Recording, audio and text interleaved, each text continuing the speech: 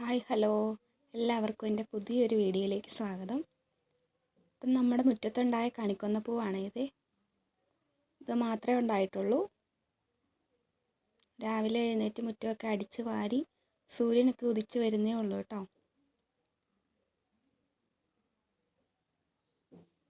രാവിലെ കാപ്പിക്ക് ഇഡ്ഡലി ഉണ്ടാക്കാനാണ്.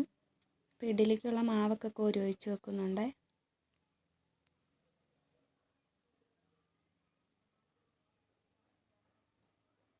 രണ്ട് തട്ടിൽ ഒഴിച്ചു കൊടുക്കുന്നുണ്ട്.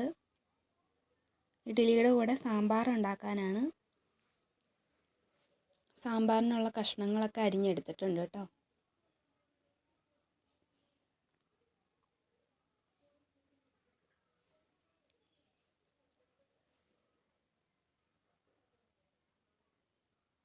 അത് വേവുന്ന സമയത്ത് കഷ്ണങ്ങളൊക്കെ അരിഞ്ഞെടുത്ത് കഴുകിയെടുക്കുന്നുണ്ട്. കഴുകിയെടുത്ത് കുക്കറിലേക്ക് ഇട്ട് കൊടുത്തു.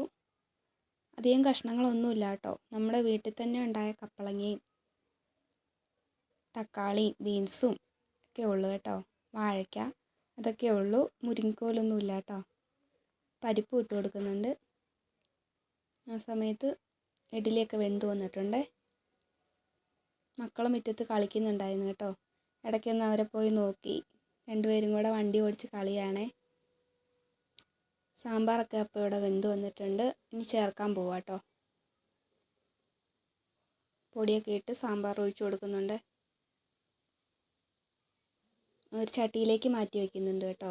കുക്കറിൽ തന്നെ വെച്ചാൽ പുളിയൊക്കെ ചേർക്കുന്നതുകൊണ്ട് കൊള്ളില്ല. അതുകൊണ്ട് ചട്ടിയിലാക്കി ഇഡ്ഡലി കഴിച്ചു കേട്ടോ. മക്കൾക്കും എല്ലാവർക്കും കൊടുത്തു ആ സമയത്ത്.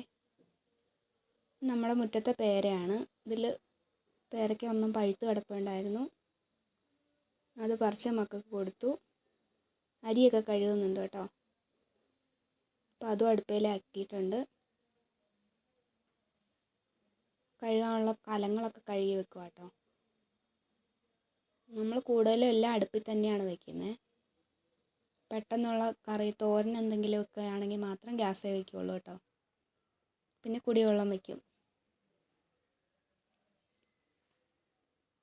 കലമൊക്കെ തേച്ച് കഴുകി വെച്ചിട്ട് അപ്പോഴത്തേനും അരിയൊക്കെ വെന്ത് വന്നിട്ടുണ്ട്. പിന്നെ അത് ഊറ്റാൻ നോക്കുവാണേ. അടുപ്പം ഭാഗത്ത് ഊറ്റാൻ നമുക്ക് സ്ഥലമില്ലാത്തതുകൊണ്ട് താഴെ വെച്ചാട്ടോ ഊറ്റുന്നത്. അപ്പം അതൊക്കെ ഊറ്റി അവിടെ ഇട്ടു. പിന്നെ ഉച്ചയൂണിനുള്ള പരിപാടിയാണ്. അയിലമീനാണ്, ഉണക്കമീനാട്ടോ. അത് വറക്കാനുള്ള പരിപാടിയൊക്കെ നോക്കുക.